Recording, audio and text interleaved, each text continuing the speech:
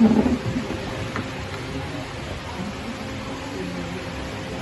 afternoon po mga aming mga panelists and Pambibina and RFSPs. Kami po ay nandito para i-present po ang aming study. Ang title po ng aming study ay Development of a Rechargeable Backup Power Supply for Wi-Fi router with integrated light and charging port and utilizing solar energy as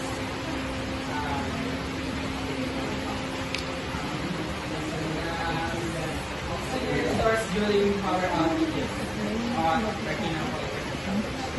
For our mga study po, shows the study about the cost of power outage dito po sa Pilipinas. Ito happens in 2020. Nakaroon po ng outage sa Pilipinas then nagkaroon po ito ng malaking damage at malaking cost po ng pagkawala ng air. And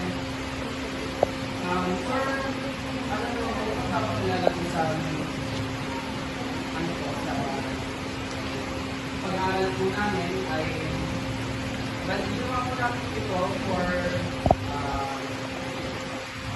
backup as backup pag nagkakaroon po tayo na outage. Usually po kasi ang mga nagiging ano natin parang yung mga problem natin dito sa Pilipinas is outage, lalo na pag tag-init nagkakaroon ng bagyo, yun. Doon po nagkakaroon ng cost na outage. Then, kaya po natin ito ginawa is para magkaroon po na backup power supply po sa ito for students na rin. Yung naman po, yung wifi naman po dun is para naman po sa connectivity para tuloy-tuloy po in case po nagkakaroon po ng implemented po tayo online and face-to-face classes po. Yung mga online classes po is gumagamit ng internet which is wifi po. Then mas magiging efficient po siya para sa mga gagamit dito sa para.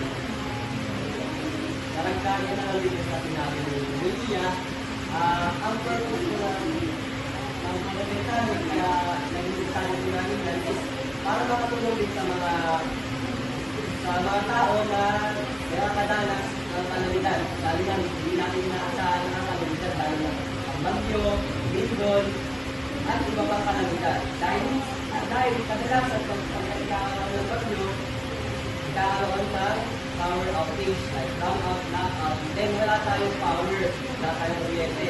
Ngayon, sa prototype namin, iniset namin ito para merong supply, kuryente, and meron din po siyang charging station. Pwede ka mag-charge sa phone, and meron din po siyang Wi-Fi para meron ka po makontak, if ever, or emergency ng kasya.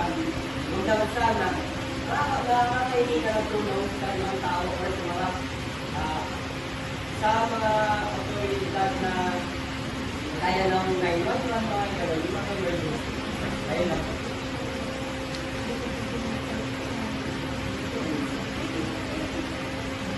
For our segment of the problem, the number of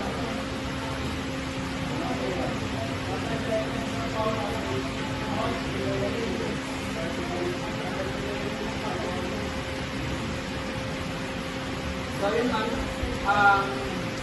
number one namin is tinatanong is ano yung magiging epekto ng power outage sa students, teachers, and administrators. Lalo yung mga natin sa may natin sa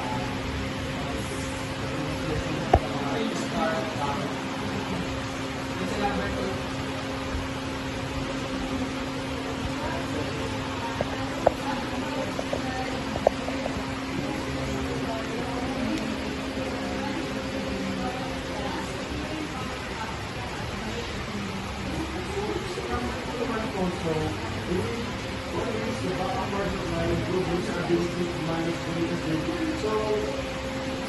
naman natin yun. So, kasalukuyan. So, marami din yung encounter which is disaster calamity.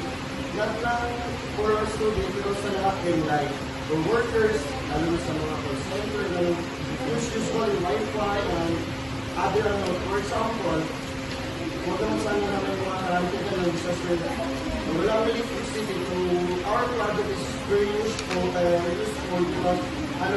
you can back up din para magamit ko yung phone mo kung continue charging.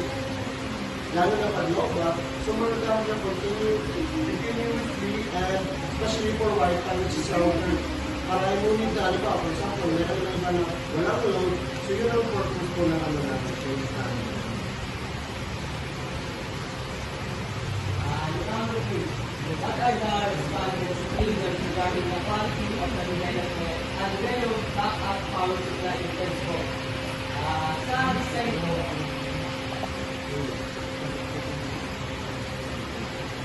Based naman po sa namin po sa design po, dito po sa question number 2 is ginagagay po namin yung kung ano yung sinasabi na ng respondents namin na pwede niyang i-recommend about our designs or kung may gusto pa silang i-improve pa para sa design po kami. Then, for durability naman po, yung tinatagal po ng aming product, yung estimated po kasi namin dito is 8 to 12 hours na usage kapag in terms of may outage po. Then, or ano naman po, yung durability na dito po sa pag-charge, maabot namin